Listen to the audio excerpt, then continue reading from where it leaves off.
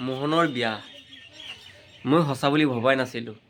ভাবিছিলোঁ এয়া কিবা বেহৰবাৰী আউটপোষ্টৰ ৰোল হ'ব, কিবা কাহিনী হ'ব, তাৰে কিছুমান দৃশ্যগ্ৰহণ হ'ব পাৰে। কিন্তু যেতিয়া দেখিলোঁ যে বহুত ডাঙৰকৈ পাতিছে, মানে কি প্ৰগ্ৰামটো ডাঙৰ, মানুহ বহুত গৈছে বা বাকী ষ্টাফবোৰ বিয়া টাইপ, মানে কি ড্ৰেছ পাতি চব মানে কি অৰিজিনেল বিয়া টাইপে লাগিছে, তেতিয়া গম পালোঁ এইটো অৰিজিনেল বিয়াই হ'ব। তাৰপিছত নিউজত ওলাই থাকিল। ভাল লাগিছে মোহনৰ বিয়া, গতিকে শুভেচ্ছা থাকিল।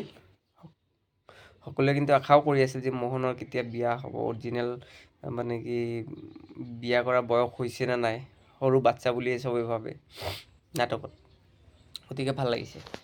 কিন্তু এটা কথা, মোহনৰ বিয়াত চবকে দেখা পালোঁ, পুৰণা এক্ট্ৰেছ এক্টৰবোৰকো দেখা পালোঁ বেহৰবাৰী আউটপোষ্টৰ, বা বেহৰবাৰী আউটপোষ্টৰ বাহিৰৰ বেলেগ চিৰিয়েলৰো এক্টৰসকলক দেখা পালোঁ।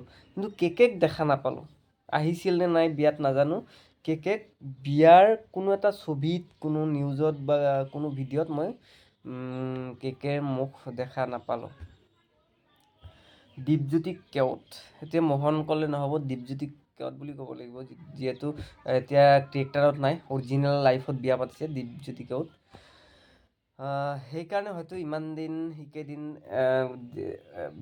মোহনৰ কেৰেক্টাৰ বন্ধ হৈ আছিল, এতিয়া লাহে লাহে ওলাব। কিন্তু কেকে কিয় বেহৰবাৰী আউটপোষ্টত নাই? কেকে নে কেইদিনমানৰ কাৰণে আহিছিল, মই কোৱাৰ দৰে যে পাৰ্ট টাইম জব কৰি আছিল।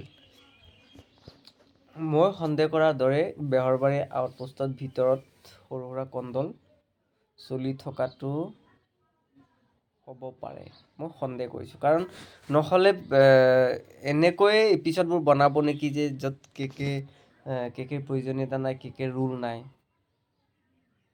হয়তো কেকে আহিব নিবিচাৰে, বা বেহৰবাৰী আউটপোষ্টে একচেপ্ট কৰিব নিবিচাৰে, বা বেহৰবাৰী আউটপোষ্টৰ বেলেগ কিছুমান এক্টৰসকলৰ লগত মিল নাথাকে। মই এটা বস্তু লক্ষ্য কৰি আহিছোঁ যে কেকে যিদিনাখন থাকে, মণি বৌ নাথাকে।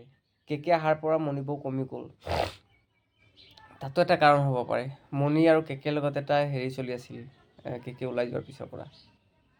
গতিকে বুজি নাপাওঁ, মুঠতে আমাৰ মনৰ আনন্দ দিব পাৰিলেই হ'ল, সেইটোৱে কথা আৰু। বাকী চাই থাকিব বেহৰবাৰী আউটপোষ্ট। Thank U.